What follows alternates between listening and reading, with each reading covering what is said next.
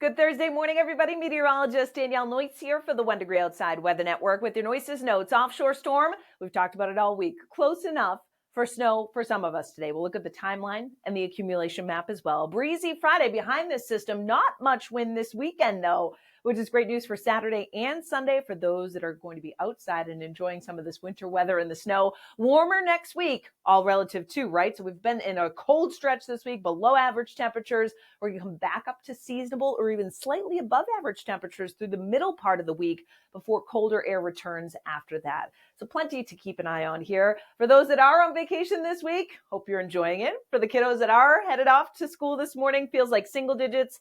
For the bus stop this morning, teens to lower 20s for a New England-wide average later on today. You know the drill. You got the tissues in the pocket, the chapstick, and the hats and gloves. Now, in eastern Massachusetts, some light snow showers coming in off the ocean from time to time through mid to late morning. And then during the course of early to mid-afternoon, some light snow expands across the south coast of Connecticut and also along the south coast of Massachusetts to Cape Cod. Notice elsewhere, maybe it's a quick snow shower or a flurry in southern New England. The farther north you go, it's mainly cloudy with a few mountain snow showers, particularly in northern Vermont. During the evening, there will be slick spots, actually as early as late afternoon because it's been cold. So the snow has no problem sticking in these areas. Notice generally from a Hartford to Providence stretch down to Cape Cod, although some light snow extending up into the city of Boston through the late afternoon and evening hours. Again, light, but there'll be some pockets of reduced visibility and some slippery travel that results, particularly along the south coast to Cape Cod. Although you notice most of us are done through the overnight with just a lingering light snow shower on the outer Cape closest to that ocean storm that may linger until about 4 a.m., give or take. Tomorrow morning, sunshine and clouds to greet us. A quiet day overall, just that breeze kicking up. So how much snow falls? Well, the map and the legend at the top, I should say, shows the light gray scattered coatings. So it's not much, but if anything's untreated, it may be locally slick here or there.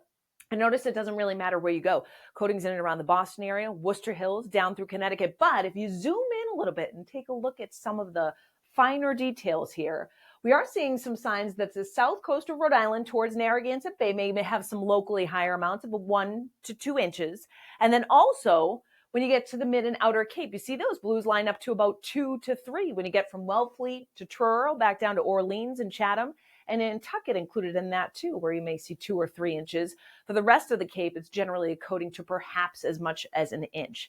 Northern New England, we're pretty much removed from this, although there'll be some mountain snow showers that drop a coating to a couple inches when you get across the northern Greens and far northern Coos County, perhaps into the Northeast Kingdom with an inch or two of snow that falls by the time the day is done. Northwest facing slopes of the White Mountains as well. High temperatures today, mid to upper 20s for many of us. Around 30, so slightly cooler than average again by about 10, 12 degrees in many spots.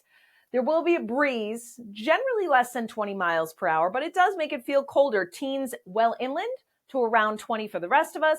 Tonight we actually dip into the teens to around 20 and 20s on Cape Cod, but the wind is stronger behind that departing storm. We'll see it kick up about 20 to 30 miles per hour. So wind chills tonight will drop into single-digit territory in many areas to lower teens along the south coast. You can track it all, of course, with our app. Over 50,000 users. Thank you to everybody that's downloaded it so far. Thousands of 5-star reviews.